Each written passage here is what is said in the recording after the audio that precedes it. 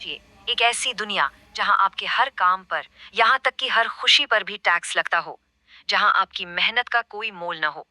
नहीं, ये कोई कोरी कल्पना नहीं है, बल्कि गढ़वाल हिमालय की टिहरी रियासत में रहने वाले लोगों की असलियत थी। आज हम बुद्धि बल्लभ शिलवाल जी के लेख के जरिए उन्हीं की कहानी जानेंगे। दमन के खिलाफ एक असाधारण प्रतिरोध की कहानी। और ये सिर्फ कोई कही सुनी बात नहीं थी, ये तो जैसे एक भविष्यवाणी थी।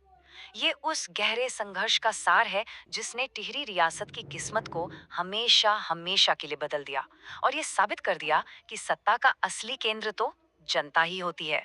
तो लोगों के इस विद्रोह की वजह क्या थी?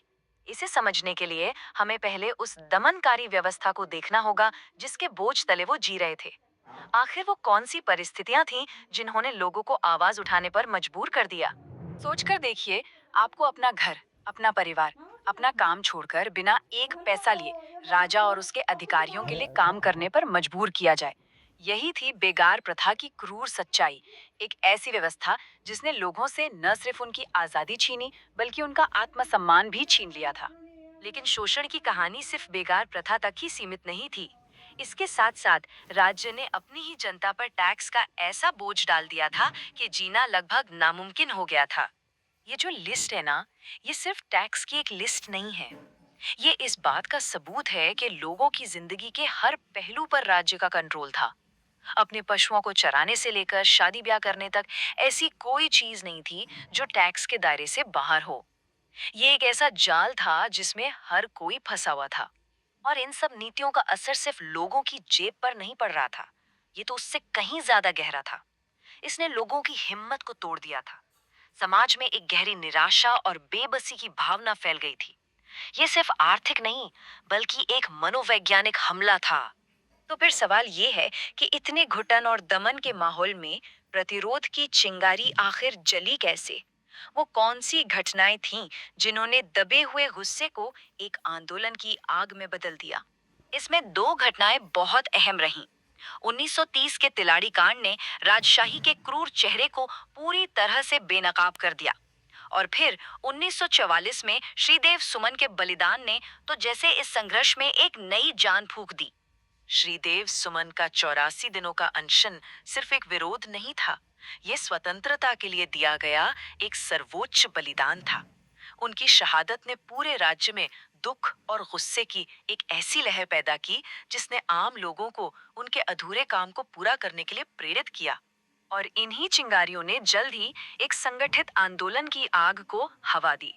1940 के दशक में प्रजामंडल आंदोलन के रूप में एक ऐसी ताकत उभरी जो टिहरी रियासत के इतिहास को हमेशा के लिए बदलने वाली थी। देखिए, प्रजामंडल आंदोलन कोई छोटा मोटा विद्रोह नहीं था।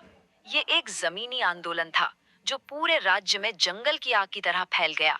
इसने दूर दराज के गांवों में रहने वाले लोगों को भी एकजुट किया और उन्हें एक आवाज दी। इसके बाद लोगों ने वो कदम उठाया जो किसी भी सत्ता की नींव हिला देता है, टैक्स का बहिष्कार।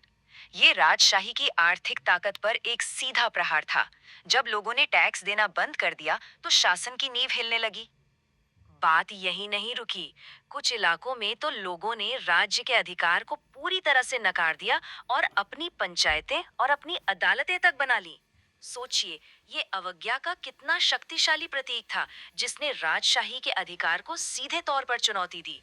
तो इस बढ़ते जन दबाव का, इस संगठित प्रतिरोध का अंतिम नतीजा क्या हुआ? ये कहानी अपने अंजाम तक आखिर पहुंची कैसे? ये एक वाक्य उस पल को बयां करता है जब सत्ता का पलड़ा पूरी तरह से पलट गया। लोगों की एकजुट आवाज इतनी ताकतवर हो गई थी कि राजशाही के पास अब इसे नजरअंदाज करने का कोई रास्ता ही नहीं बचा था। और आखिरकार अगस्त 1949 में टिहरी रियासत का भारतीय संघ में विलय हो गया। ये सिर्फ एक राजनीतिक बदलाव नहीं था, ये एक नए युग की सुबह थी। सदियों के दमन के बाद टिहरी के लोगों को आखिरकार अपनी किस्मत खुद तय करने का अधिकार मिला। तो टिहरी के इस ऐतिहासिक संघर्ष से हम क्या सीख सकते हैं? इसका सबक आज हमारे लिए इतना जरूरी क्यों है? टिहरी की कहानी इस बात का एक बहुत मजबूत सबूत है कि जब लोग इंसाफ के लिए एक साथ खड़े होते हैं, तो कोई भी ताकत उन्हें रोक नहीं सकती। ये उम्मीद की कहानी है, साहस की कहानी है और जनता की बेहिसाब शक्ति की कहानी है।